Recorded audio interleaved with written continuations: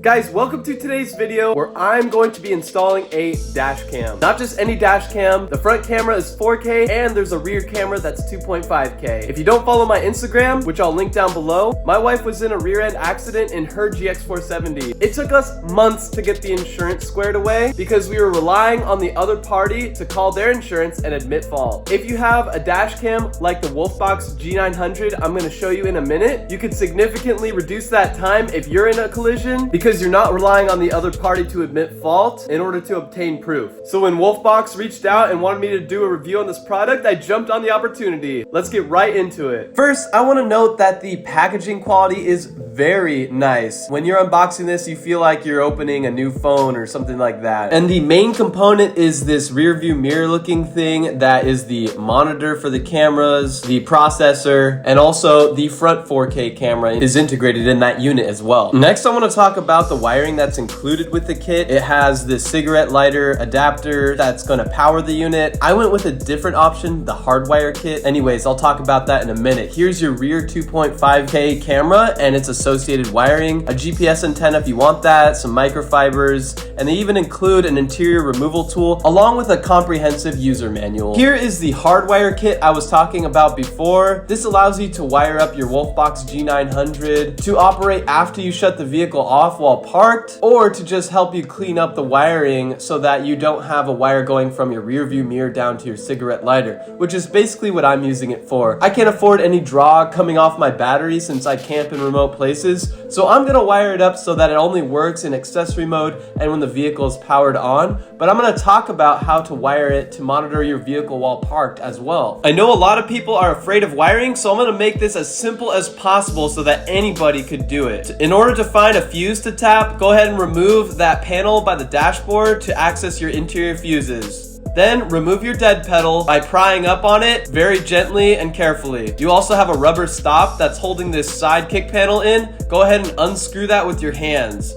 Then after popping this panel right here out of the floor with just a normal interior removal tool, pull straight back and out on that kick panel to remove it. Now I'm just searching around for a ground point and I think I found one that I'm gonna show you right here. So why do you need a ground point? Well, that hardwire kit I was talking about before, you need to ground it out somewhere. So I'm just showing you how I'm routing that ground wire in. And I noticed that the kit doesn't really allow enough leeway between the ground and the two fuse taps. So I had to rip back this sheathing a little bit on the little harness in order to make it so I could reach the ground point there and reach up into the fuse box up on the dashboard. And go ahead and just get yourself, I believe it's a 10mm socket, undo that bolt a little bit, slip that ground wire on there, and then just bolt it back in over the ground. Now your wires should be able to reach from the ground all the way up to your preferred fuse. The hardwire kit comes with two fuse taps. One is yellow and it's labeled B+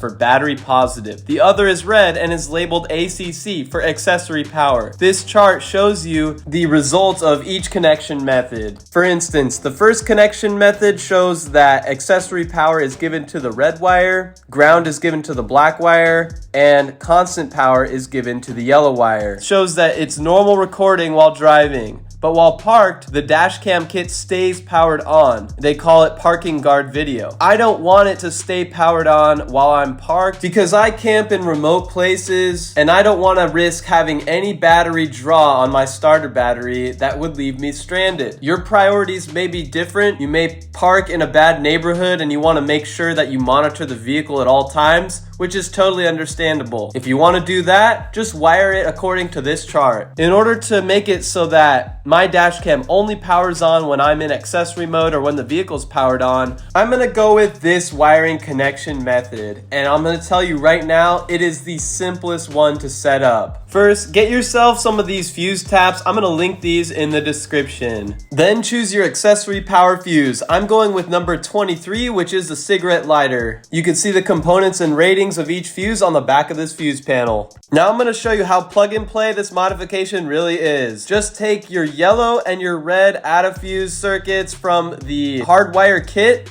and plug it into each input in the fuse tap. Now that both the yellow and the red wires are plugged into the same source, All we need to do, just like I showed you on the chart, is put both of them in an accessory power socket. So the yellow and red wire are essentially conjoined. Now just plug that end of the fuse tap into number 23, which only powers on when in accessory mode. Now let's test and see if this wiring works.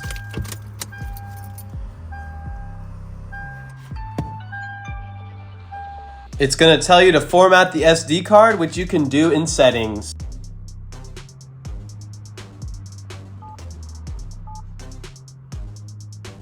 Now I'm going to take off this camera cover, and just a note, this camera swivels any direction so you can fine tune where your dash cam is pointing up front.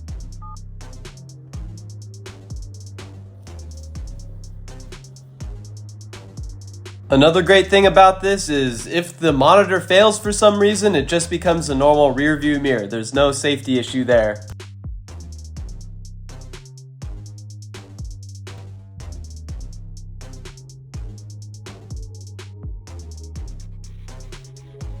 Now that we've confirmed that the unit works, I'm going to reroute the wiring from straight into the fuse box to underneath the dash and into the fuse box. Now it's time to start routing the wiring up through the A-pillar over to the rear view mirror area. So I'm just making sure I have enough length. Then I am starting by routing it underneath this piece next to the dashboard. And I'm doing that basically by hand, peeling back that felt coated sort of rubber feeling thing, and just use that interior tool to kind of help you stuff the wire behind there like this.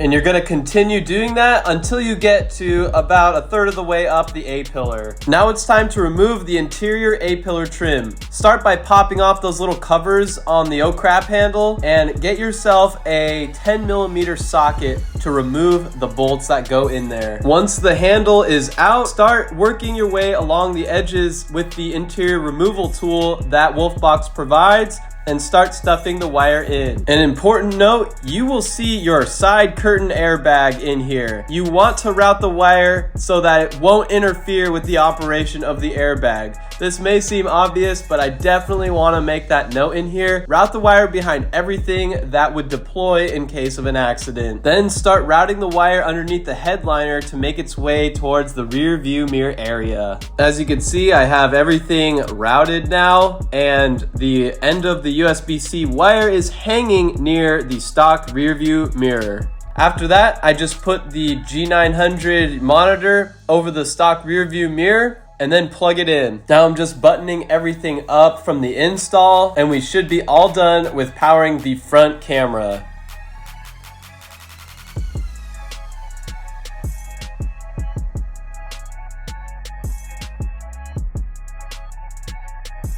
And one day I'll find a cleaner way to route that wire to the switch panel, but that day is not today. So as you can see, we have a clean wiring install from the fuse panel up through the A-pillar over to the G900 unit. Let's see if it'll power on.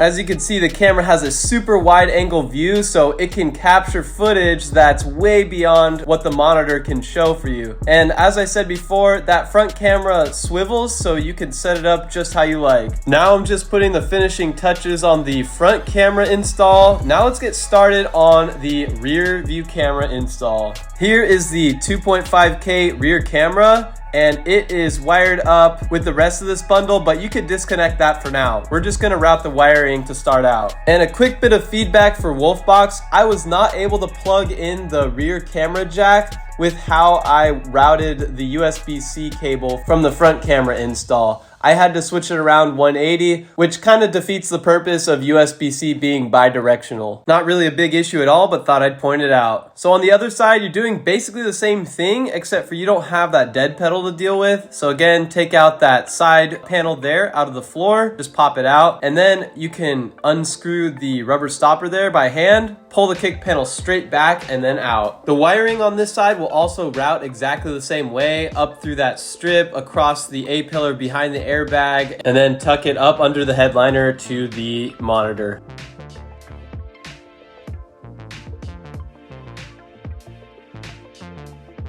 So we have that part of the wiring installed into the monitor cleanly, up through the headliner, down the A-pillar, and along the side of the dashboard, and you wouldn't know a thing unless you looked at the kick panel, which we're going to reinstall once everything is wired up correctly.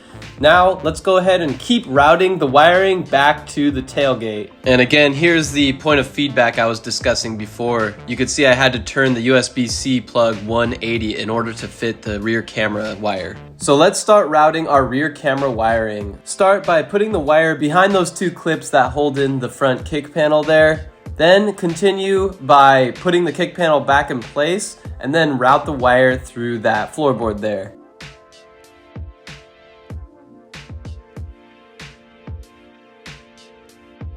And when you're done, just snap that floor panel back into place. Now we're behind the front seats, and the first step is to go ahead and remove this step pad. And to do that, you just pop off these plastic covers and remove the 10mm bolt. There are 2 of them in here.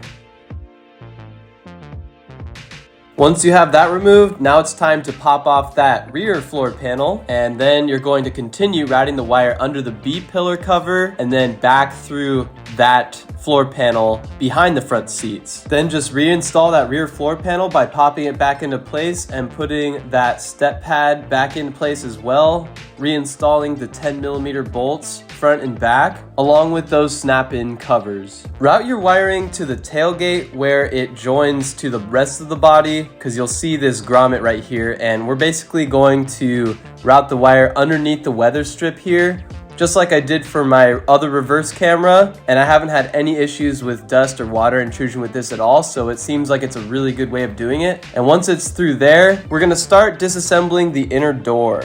Do this very carefully and pull straight back on these clips so you don't break them. Use the interior tool that WolfBox provided as well, and that can be super helpful here. I'm also taking out the toolbox and this screw that's right near the net. So then you're just gonna pop this rear piece out straight towards you, 1 clip at a time, just to make sure you don't break anything.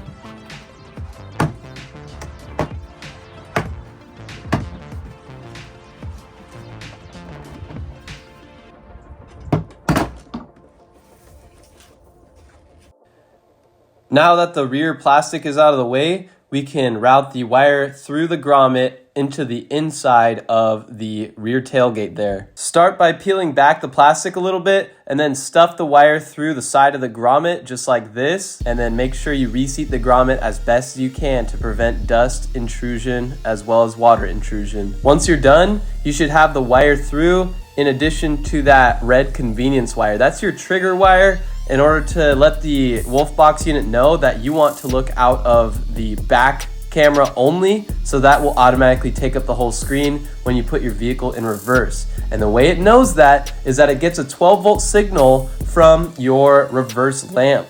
Now you can see I already have attached one at the back here for my other backup camera in my head unit. I'm going to show you how to do that very simply. There is nothing to be afraid of here. Anybody can do this. Start by stripping back a little bit of the wire, maybe an inch or just under, and then just fold that wire back on itself just to make the wire a bit thicker. Then just insert that end into this connector here, and it's basically like putting it into a metal tube that you're going to squish down onto the wire. And that's called crimping. It's not a big deal at all. So go ahead and put it inside of that little metal tube and then crimp down on it. One side of your connector is ready. The other side of the connector looks like this. It basically clamps down onto the wire that you'll receive power from. So I'm going to, just like an alligator clip, I'm going to clamp down onto this reverse light wire so that it contacts the metal contactors inside of this clip. The trigger wire connector that we crimped just a moment ago then just plugs into the back of that, and then we have a full electrical connection without having to solder anything. Now it's time to route the wiring up the side of the window where it will be underneath the trim, and then we're going to mount the rear camera. WolfBox includes a little rear camera mounting bracket that's pretty self-explanatory. You might just need a tiny little screwdriver to screw the side screws in, and then you can put on the double-sided tape and stick it right on the rear window.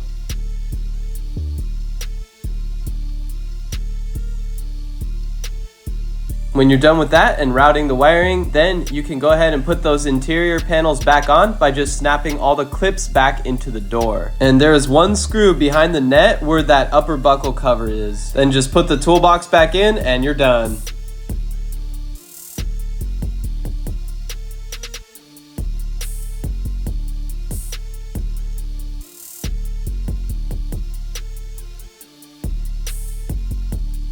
Let's test it out and see if everything works.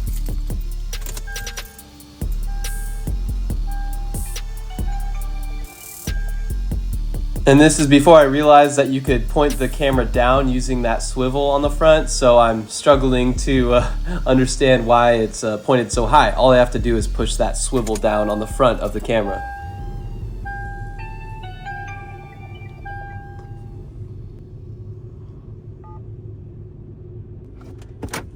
And here you can see when I put it in reverse and those reverse lights come on, it automatically triggers the monitor to switch to the full screen backup camera. And here I'm just experimenting with the unit. There's a whole bunch of adjustments that you can do. Then I'm checking over all the wiring and trying to figure out my ideal settings. I also saw that you have an emergency record setting that you can access right at the lower menu there. So I'm just starting and stopping one real quick, and I think that hard saves to the SD card no matter what. If you go into the display mode settings, you could make it so that you can monitor the front and rear of the vehicle at the same time, which I've been using and loving. I ended up moving the reverse or the rear view to the left side just to make it so I don't have to move my eyes away from the road as much, but that's really the only change I've made since filming this. Overall, I think this is such a great modification and I'm so excited to keep exploring it. If you're somebody who doesn't want to install a full head unit into your vehicle, but you do want the benefits of being able to see around the vehicle like as if you did have a head unit with a backup camera and a front camera and all that good stuff, this is a great option. Not to mention the myriad benefits of being able to record your drive for insurance purposes like I discussed in the beginning of the video. So guys, let me know what you think of the Wolf Box G900. I'm gonna link everything in the description. Please go ahead and check them out and we'll see you in the next video.